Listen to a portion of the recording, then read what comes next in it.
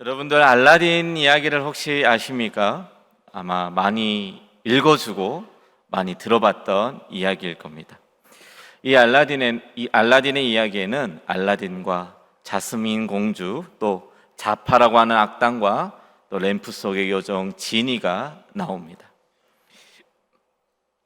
여기에서 주인공이 알라딘과 자스민 공주가 나오죠. 그리고 램프 속에 있는 지니가 소원을 들어주면서 일어나는 일들에 대해서 이야기가 진행이 됩니다. 중요한 것은 램프를 가지고 이 사람들이 싸우기 시작한다라는 거죠. 누가 이 램프를 차지해서 자신의 소원을 이루고 또 그것들을 통하여서 자신들의 욕망을 채우려 하는가라는 거죠. 근데 이 이야기의 끝을 보면 이 자파가 결국은 램프를 차지는 합니다. 하지만 그 램프 안에 있는 지니는 알라딘과 함께 떠나버리죠. 램프를 차지했지만, 자기가 원하는 그 램프는 차지했지만 그 소원을 들어주는 지니는 차지하지 못하는 아이러니한 결말로 나타납니다. 중요한 것은 소원을 들어주는 사람이 램프가 아니라 그 안에 있는 지니였다라는 사실이죠. 오늘 본문 말씀을 보면 6장 전체를 우리가 함께 보아야지만 이 내용을 제대로 파악하고 알 수가 있습니다. 하지만 또 너무 말씀이 길다 보니까 또 오늘 핵심 구절인 30절부터 40절까지의 말씀을 함께 보았는데요. 먼저 1절부터 14절까지의 말씀은 우리가 너무나도 잘 아는 예수님께서 오병이어 기적을 일으켜서 5,000명을 먹이시는 사건이 기록되어 있습니다. 그리고 이 다음에는 오늘 이 본문 말씀에는 요한복음 6장에는 아주 간략하게 기록되어 있지만 똑같은 내용인 마태복음 14장 말씀을 보면 예수님께서 물 위를 걸어서 제자들을 찾아오시는 내용이 기록되어 있습니다. 그리고 나서 오늘 본문 말씀인 30절부터 40절, 그 이후의 말씀이 기록되어 있습니다. 그러시면서 예수님은 말씀하시죠. 나는 생명의 떡이다 라고 이야기를 하십니다. 우리는 보통 오병이어 사건을 따로, 또 물 위를 걸어오시는 예수님의 사건을 따로, 그리고 오늘 말씀하시는 이 생명의 떡의 사건을 또 따로 해서 보게 됩니다. 하지만 중요한 것은 이 모든 내용이 하나로 이어져 있다라는 사실입니다. 그 내용을 한 번에 보지 않으면 정말 예수님이 이 말씀들을 통하여서 하고자 하신 내용을 살펴볼 수가 없다라는 거죠. 그래서 우리가 오늘 함께 이 말씀을 함께 살펴보고 예수님께서 무슨 말씀을 하시고자 하신 건지를 살펴보고자 합니다. 예수님께서 갈릴리 바다 건너편으로 가서 말씀을 전하시고 배가 고플 것 같아 보이는 무리들을 먹이시기 위해서 빌립과 그 제자들에게 무리를 먹이기 위해서 필요한 것들을 준비하라고 이야기하십니다. 여러분들, 우리 주님은 우리가 필요한 것을 먼저 아시고 준비하시는 하나님이십니다. 이 무리들이 다가올 때에 예수님은 그 무리들을 보시고 이 무리들이 필요한 것이 무엇인지, 이 무리가 배가 고픈 것임을 미리 아시고 제자들에게 준비토록 하셨다라는 사실입니다. 그리고 예수님은 그들에게 준비하라고 했는데 이들이 가진 게 없지 않습니까? 그래서 무리들에게 가서 알아보니 물고기 2마리와 보리떡 5개와 물고기 2마리를 있음을 알고 가져오게 되죠. 그리고 예수님은 그 오병이어로 5,000명을 먹이시는 놀라운 이적을 보여주십니다. 여러분들 놀랍지 않습니까? 안 놀라우신가요? 너무 많이 들어가지고 그러신가요? 여러분들 물고기 2마리와 보리떡 5개로 5,000명을 먹이시는 놀라운 이적을 펼치신 겁니다. 여러분들, 우리의 삶에서 가장 필요한 것은 무엇입니까? 그리고 나의 삶에서 내가 가장 원하는 것은 무엇입니까? 돈입니까? 아니면 직장입니까? 내 집 마련 꿈인 집입니까? 여러분들 중요한 것은 이 모든 것들을 우리가 필요한 것을 주님이 아신다. 그리고 그것을 채워주시는 분이시다라는 사실을 믿으시기 바랍니다. 하지만 우리는 너무나 어리석어서 이러한 하나님의 은혜가 있으면 그때는 하나님을 나의 구주로 영접합니다. 그런데 그렇지 못할 때는 예수님을 나의 구주로 영접하지 못하는 실수를 종종 합니다. 그렇게 자연스럽게 말씀의 내용은 이제 물 위에 있는 제자들에게로 전환이 되죠. 마태복음 14장을 보면 예수님을 먼저 떠나서 갈릴리 바다 위에 떠 있습니다. 그리고 그들은 무엇을 만납니까? 풍랑을 만나죠. 예수님을 따라다니고 예수님과 함께 동행하던 제자들이 예수님이 함께 없으니까 풍랑이 불므로 무서워하고 두려워 떨었습니다. 그리고 근심하며 걱정했습니다. 그런데 두렵고 떨고 있는 그들 앞에 저기 멀리서 물 위에 웬 사람 그림자가 보이는 겁니다. 제자들이 무서워서 물어보죠. 유령입니까? 아니면 누군지 우리에게 말씀해 주십시오라고 이야기를 하죠. 그때 주님이 이야기하십니다. 내가 주님이다, 예수님이다 라고 이야기를 합니다. 그러니까 베드로가 뭐라고 이야기합니까? 만일 주님이시거든 나를 명하사 물 위로 걸어오게 하소서라고 베드로가 이야기를 합니다. 그리고 주님은 물 위를 걸어서 베드로가 걸어오라고 이야기를 하십니다. 베드로가 처음에는 물 위를 걸어가지만 곧 의심을 하여서 바다에 빠지게 되죠. 여러분들, 우리의 모습과 너무나도 닮아있는 베드로의 모습입니다. 주님이 우리와 함께 계시면 뭐든지 할 것 같지만 어느 순간 잠깐 떨어져 있으면 나는 잊어버리고 삽니다. 또 주님께서 나에게 말씀하셔서 물 위를 걸어오라 이야기하시지만 불가능한 일을 행하게 하시지만 어느새 끝에는 의심하고 두려워요. 이게 과연 계속 될 것인가? 이 말씀대로 이루어질 것인가 의심하다 보면 우리는 물 위에 빠져 허우적거릴 때가 많이 있습니다. 여러분, 우리는 늘 이렇습니다. 주님의 은혜를 경험하고 있는데도 불구하고 믿지 못하고 의심합니다. 두려워합니다. 걱정합니다. 여기에 있는 큰 무리 사람들도 마찬가지였습니다. 예수님께서 오병이어 기적을 경험케 하신 그 무리들은 엄청난 생각을 하고 예수님을 찾았습니다.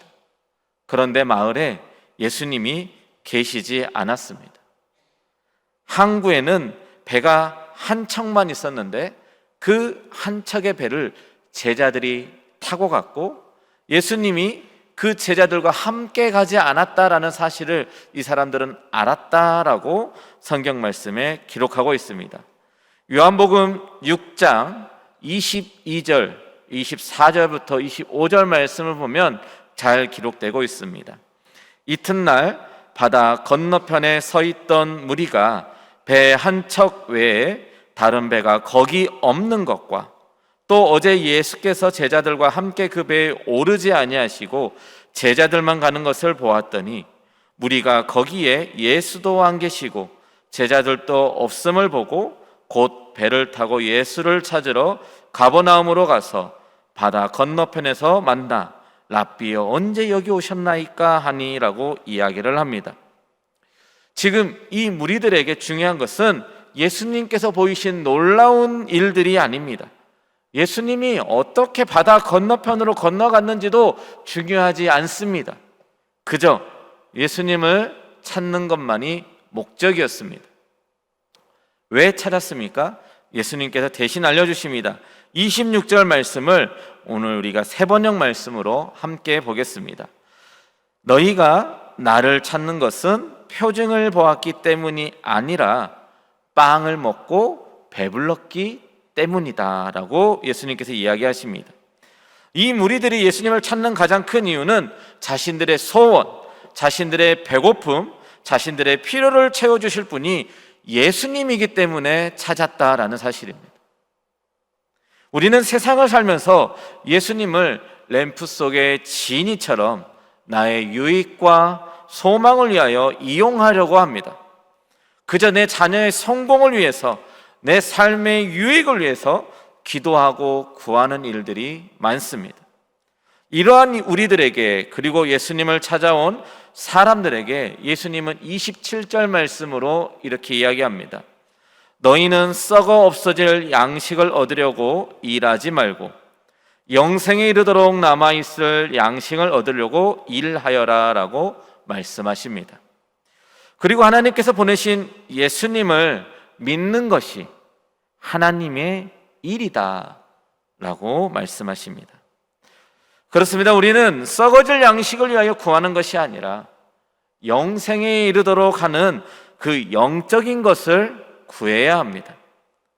먹고 마시고 죽어서 가져가지도 못하는 것들을 구하는 것이 아니라 저 하늘나라에 보화를 쌓아두고 영원토록 우리의 삶을 영화롭게 하는 그 영적인 것들을 구해야 합니다.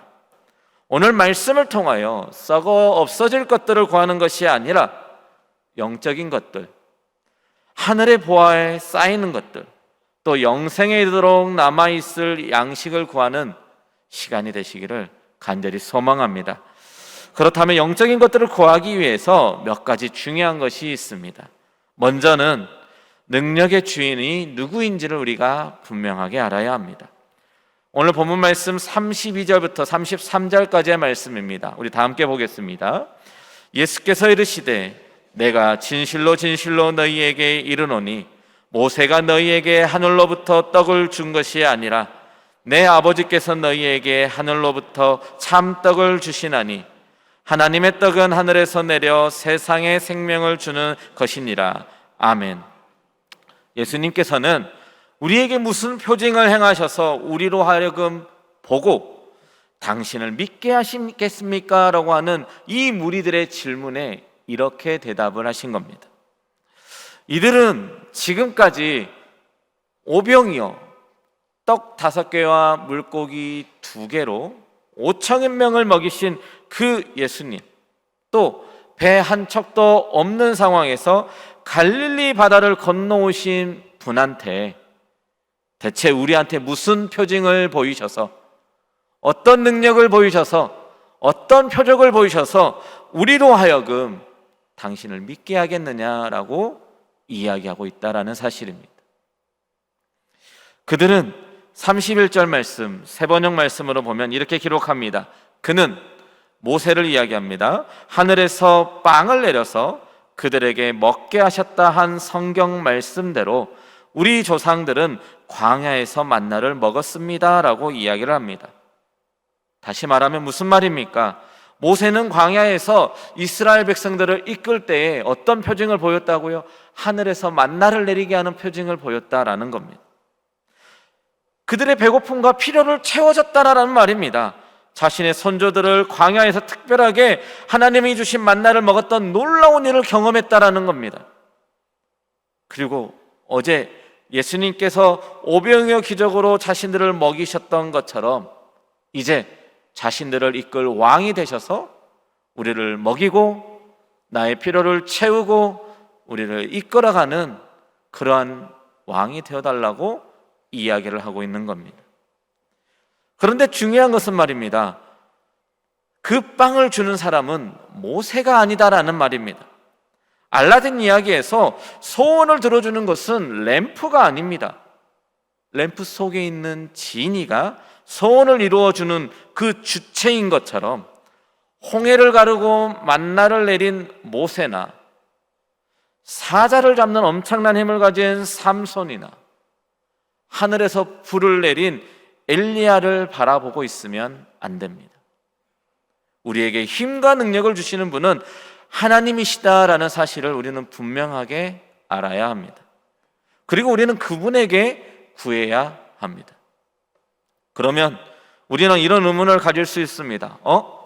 나는 하나님께 구하고 있는데, 그죠? 하나님께 기도하고 구하고 있는데. 네, 맞습니다. 그렇게 여러분들은 오늘 이 자리에 나와 계시는 겁니다. 너무나 잘하고 계신 겁니다.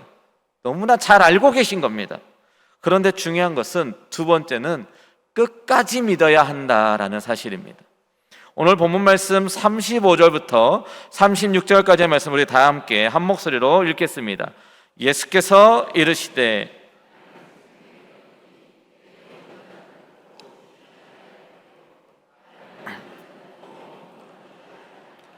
그러나 내가 너희에게 이르기를 너희는 나를 보고도 믿지 아니하는도다 하였느니라. 아멘. 우리가 전도를 하다 보면 하나님을 보여주면 믿겠다라고 하는 사람들이 종종 있습니다. 그들은 봐야지만 믿을 수 있지 보지 않는 것을 어떻게 믿을 수 있느냐라고 이야기합니다. 그런데 여러분들 중요한 것은요, 내 눈으로 보고 확인한 것은 믿는 게 아니라 사실입니다. 팩트 체크인 거죠. 그래서 히브리서 11장 1절 말씀에 이렇게 기록하고 있습니다. 믿음은 바라는 것들의 실상이요 보지 못하는 것들의 증거라고 한 성경 말씀처럼 믿음이라고 하는 것은 지금 내 삶 속에서 아직 이루어지지 않았지만 하나님께서 하실 것이라고 믿고 이미 그렇게 하실 것처럼 살아가는 것, 그게 바로 믿음입니다. 그런데 오늘 말씀에서 또 성경에서는 예수님께서 많은 표적을 보이신 것을 우리는 볼 수 있습니다. 오병이어로 5천 명을 먹이시고 갈릴리 바다를 건너오시는 표적을 보이셨습니다. 그들은 그런 예수님을 보았음에도 믿지 못하고 있습니다. 우리는 어떤가요? 우리의 삶을 돌아보면 하나님의 은혜와 사랑으로 지금까지 이어져 왔다고 해도 과언이 아닙니다. 하나님의 그 크신 사랑과 은혜 때문에 우리가 오늘날 지금까지 살 수 있고 오늘 이곳에서 하나님을 예배할 수 있는 것입니다. 그럼에도 불구하고 때때로 우리가 무너지고 넘어짐은 끝까지 우리가 믿지 못하기 때문에 그렇습니다. 마태복음 14장 말씀에 예수님께서 무리를 건너오실 때에 베드로가 무리를 걷게 하여 달라는 요청에 예수님은 걷게 하셨습니다. 이것만으로도 얼마나 놀라운 일입니까? 예수님만 바라보고 걸으면 됩니다. 예수님의 말씀만 믿고 걸으면 됩니다. 그런데 베드로는 물 아래를 보고 두려워하여 점점 바다에 빠져들게 됩니다. 그때 예수님은 이렇게 말씀하십니다. 믿음이 작은 자여 왜 의심하였느냐. 오늘 우리에게 하시는 예수님의 음성입니다. 사실 우리의 삶에서 하나님의 역사하심은 너무나도 많이 일어납니다. 우리가 경험하고 있는 하나님의 은혜는 너무나도 많이 있습니다. 내가 생각하지 못했던 방법들로 우리의 일들을 풀어나가시는 분이 우리의 하나님이십니다. 예전에 제가 청년회 때에 아는 동생이 오토바이로 배달을 하고 있었습니다. 사거리에서 신호를 받아서 좌회전을 하고 있는데 신호 위반하는 차량이 와가지고 오토바이를 들이받아버린 겁니다. 사고가 나서 이 청년이 병원에서 식물인간 판정을 받았습니다. 난리가 났습니다. 정신을 차릴 수가 없고 병원에 누워만 있는 겁니다. 기껏해야 20대 초반인 애가 그런 사고가 당했으니 얼마나 난리가 났겠습니까? 온 교회가 새벽마다 주일마다 그 청년을 일어나게 해달라고 합심하여 기도하였습니다. 언제쯤 하나님께서 우리의 기도를 들어주실지 모르고 날마다 그 청년을 위하여 눈물로 기도하였습니다. 한 6개월 이상 지났던 것 같습니다. 어느 날 놀라운 소식이 들려왔습니다. 이 청년이 정신을 차리고 눈을 떴다라는 사실입니다. 온 교회 성도들이 하나님께 감사드리고 살아계신 하나님을 찬양했습니다. 지금은 서울에서 물리치료사로 결혼해가지고 잘 살고 있습니다. 하나님의 역사하심은, 하나님의 살아계심은 지금도 우리의 삶 속에서 일어나고 있습니다. 그럼에도 불구하고 믿지 않는 사람의 눈에는 하나님의 일하심이 보이지 않는 것입니다. 사도 바울도 예수님을 믿기 전에는 예수님을 믿는 사람을 핍박하고 감옥에 잡아 넣는 사람이었지만, 예수님을 만나고 예수님께서 살아계심을 믿고 난 뒤에는 평생을 복음을 전하는 사람으로 살았습니다. 그리고 사도 바울은 이렇게 고백합니다. 디모데전서 1장 13절 말씀에 내가 전에는 비방자요 박해자요 폭행자였으나 도리어 긍휼을 입은 것은 내가 믿지 아니할 때에 알지 못하고 행하였음이라. 아멘. 사도 바울이 이렇게 고백을 하게 된 겁니다. 여러분들, 세 번째, 마지막으로는 소명과 사명을 알아야 합니다. 오늘 본문 말씀 37절부터 38절 말씀입니다. 아버지께서 내게 주시는 자는 다 내게로 올 것이요 내게 오는 자는 내가 결코 내쫓지 아니하리라. 내가 하늘에서 내려온 것은 내 뜻을 행하려 함이 아니요 나를 보내신 이의 뜻을 행하려 함이니라. 아멘. 예수님께서 하늘에서 내려오신 이유가 예수님 본인의 뜻을 행하기 위함이 아니라 나를 보내신 이의 뜻, 바로 하나님의 뜻을 행하기 위하여 오셨다라고 이야기하십니다. 우리는 이것을 두 글자로 소명이라고 합니다. 바로 나를 부르신 하나님의 뜻을 이야기합니다. 하나님께서 우리를 각자의 가정과 일터와 교회로 우리를 부르셨습니다. 그리고 그 뜻에 맞는 사명감을 가지고 살아가기를 원하십니다. 덴마크의 철학자 키에르케고르가 코펜하겐 대학의 신대원생으로 있었던 그 시절, 22세 때 그 시절에 일기에 이렇게 썼습니다. 온 천하가 다 무너지더라도 내가 이것만은 꽉 붙들고 놓을 수가 없다. 내가 이것을 위해 살고 이것을 위해 죽을 수 있는 나의 사명을 발견해야 한다라고 일기에 썼습니다. 여러분들, 오늘날 MZ세대들의 여러 특징 중에 하나는 힘든 일을 참지 못한다입니다. 어린아이들에게 너 꿈이 뭐니? 너 기도 제목은 뭐니? 라고 물어보면 없어요, 몰라요 라는 말을 많이 듣습니다. 그들이 힘든 일을 참지 못하고 쉽게 포기하는 이유, 그들이 무슨 일을 해야 하는지 모르는 가장 큰 이유는 그들이 아직 나를 부르신 하나님의 소명을 모르고 그들이 아직 사명을 발견하지 못했기 때문에 그렇습니다. 오늘 본문 말씀 39절에서 40절 말씀을 보면 예수님께서는 하나님의 뜻과 계획을 통해 자신을 부르신 소명과 사명을 분명히 알고 계셨습니다. 우리 한 목소리로 39절부터 40절 말씀을 함께 보겠습니다. 나를 보내신 이의 뜻은 내게 주신 자 중에 내가 하나도 잃어버리지 아니하고 마지막 날에 다시 살리는 이것이니라. 내 아버지의 뜻은 아들을 보고 믿는 자마다 영생을 얻는 이것이니 마지막 날에 내가 이를 다시 살리리라 하시니라. 아멘. 예수님이 이 땅에 오신 목적, 하나님이 예수님을 이 땅에 보내신 목적은 아들을 보고 믿는 자마다 영생을 얻게 하려 하기 위함이시다라는 거죠. 그들을 그냥 떡 먹이고 배부르게 하고 그들의 욕구를 충족시키기 위하여 예수님을 이 땅에 보내신 것이 아니고, 우리의 기도를 들으시고 응답하시는 것이 아니고 우리에게 영생을 얻게 하기 위하여 예수님을 이 땅에 보내시고, 예수님께서 우리의 기도를 들으시고 응답하심으로 우리의 믿음을 굳건하게 하시고 하나님을 향한 우리의 믿음이 더욱 또 우리의 신앙생활을 끝까지 믿고 나아갈 수 있게 하시기 위한 하나님의 응답하신 마음이다라는 사실입니다. 예수님은 하나님의 뜻이 이루어지기를 원하셨습니다. 그리고 그 뜻대로 하나님께서 자신을 부르셨다는 것을 아셨습니다. 그래서 그 뜻에 합당한 삶을 살아가시겠다고 말씀하십니다.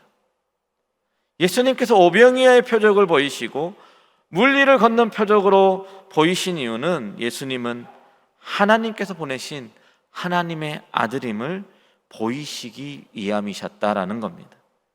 그리고 본인의 생명을 바쳐서 십자가에 못 박혀 돌아가시고 광야에서 불뱀에 물린 자들이 장대에 매달린 노뱀을 보면 살았던 것처럼 예수님께서 우리를 위하여 십자가의 지심을 믿는 자마다 멸망하지 않고 영생을 얻게 하시겠다는 하나님의 의지이자 예수님의 사명입니다. 예수님께 아무런 갈등이 없었던 것이 아닙니다. 힘든 일이 없었던 것이 아닙니다. 겟셋마네 동산에서 십자가의 잔을 옮겨주기를 원하셨지만 요한복음 18장 11절 말씀에 예수께서 베드로에게 이르시되 칼을 칼집에 꽂으라. 아버지께서 주신 잔을 내가 마시지 아니하겠느냐 하시니라. 아멘. 또 십자가 위에서 자신을 외면하시는 하나님께 엘리 엘리 라마 사박다니, 나의 하나님 어찌하여 나를 버리셨나이까 라고 외치셨지만 그 십자가의 무게를 끝까지 지셨습니다. 우리 예수님께서 이 모든 핍박과 고난을 이겨내실 수 있었던 것은 예수님께서는 하나님께서 주신 소명과 사명이 분명하게 있었기 때문에 그렇습니다. 사랑하는 온양제일교회 성도 여러분, 우리는 오늘 무엇을 구하며 살아가고 있습니까? 예수님께서 오병이의 표적을 보이시며 먹이신 5,000명 사람들처럼 오늘도 나의 생계를 위하여 썩은 양식만을 구하고 계십니까? 아니면 나의 삶에서 나의 필요를 아시고 나의 기도보다 더 크게 응답하실 예수님을 믿으며 오늘도 나의 소명과 사명을 감당하기 위하여 구하고 계십니까? 마태복음 6장 33절 말씀에 먼저 그의 나라와 의를 구하라, 그리하면 이 모든 것을 더하시리라 라고 말씀하셨습니다. 이 땅에서 썩어질 것을 원하고 바라는 무리 중 한 사람이 아니라 하나님의 뜻을 구하며 아버지의 뜻대로 마지막 날에 예수님께서 주시는 영생을 함께 맛보는 저와 우리 모든 성도님들 되시기를 간절히 축원합니다. 기도하겠습니다. 오늘 또 살아계셔서 우리의 삶 속에 살아 역사하시는 하나님 아버지, 오늘 말씀을 통하여 말씀하시는 주님의 그 음성을 기억하게 하여 주시니 감사합니다. 아버지, 이번 한 주간도 주님의 말씀을 붙잡고 저희들이 승리하며 살아가는 저희들의 삶이 될 수 있도록 은혜 내려 주시옵소서. 하나님, 정말 우리에게 말씀하셨던 것처럼 썩어질 양식을 구하는 것이 아니라 영원토록 우리를 살리는 그 하나님의 것을 먼저 구하게 하시고 주님의 말씀하시는 그 능력을 끝까지 믿음으로 저희들의 세상에서의 삶이, 이 땅에서의 삶이 승리하는 삶이 살아갈 수 있도록 주여 저희들의 발걸음을 붙잡아 주시고 인도하여 주시옵소서. 오늘 이 하루도 또 이번 한 주간도 함께 해주시고 인도해 주실 줄 믿사오며 우리를 구원하신 예수님의 이름으로 기도드립니다. 아멘.